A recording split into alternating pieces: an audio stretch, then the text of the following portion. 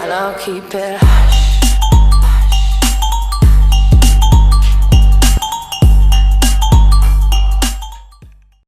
Ladies and gentlemen, boys and girls, aliens and predators, we are back on Shelk TV, and today we're going to do a Gauntlet tips and tricks video. That's why you saw my lineup. If you noticed, it will consist of no power forwards or centers. The reason is, when you actually pick the players that you're going to use for Gauntlet, it just gives you more efficiency on the scoring, and it gives you a player that you know how to use. And I see a lot of people put in centers and then they end up getting screwed over because they get another power forward and a center, or two power forwards, or whatever the case may be, and it doesn't give them a lot of scoring opportunities. Now, that being said, Blake Griffin and Sean Kemp and players like that are athletic at the 4 spot are okay to use. Kevin Love would be fine, I'm sure. That being said, you do lose a little bit of speed, and that can hinder you a little bit. Now, let's talk about the actual tips for gameplay. As far as gameplay goes, what you're going to want to do is you're going to want to guard the baseline.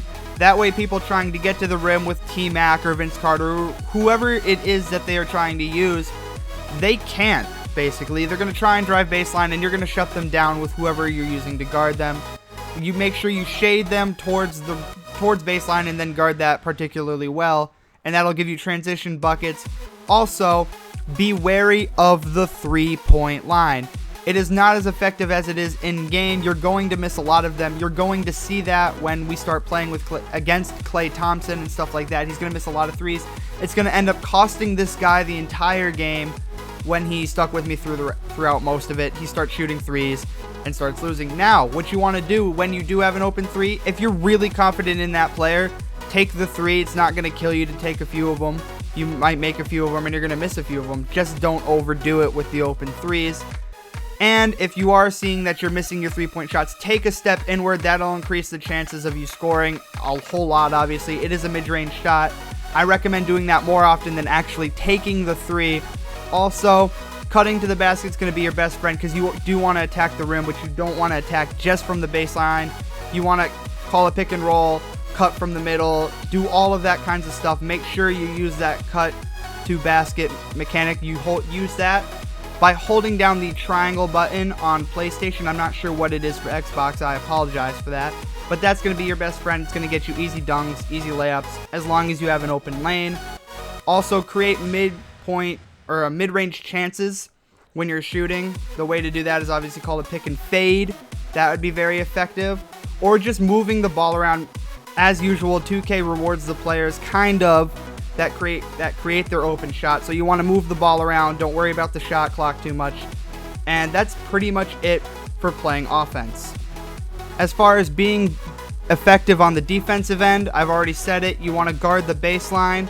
If you're having trouble guarding someone at the baseline or something, someone's athletic, they know how to use their handles or whatever the case may be, I recommend guarding the biggest man you can. They're going to be slow. They're going to be clunkier. They're not going to be as effective on offense. So if you guard them and pay attention to the paint, you're going to get a lot of blocks. You're going to be able to play defense down low a whole lot better and guard those drives to the rim.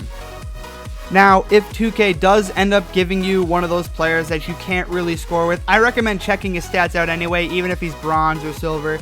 That way you can use him to a certain extent. If he's got a solid mid-range, utilize that. If he can work his way to the basket, utilize that. If he's a lockdown defender, maybe put him on someone that you're struggling to defend. Switch it up in your option settings.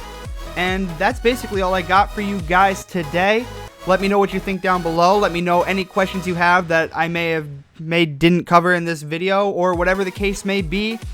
Or maybe some other tip videos that you want to see for my team or NBA 2K in general.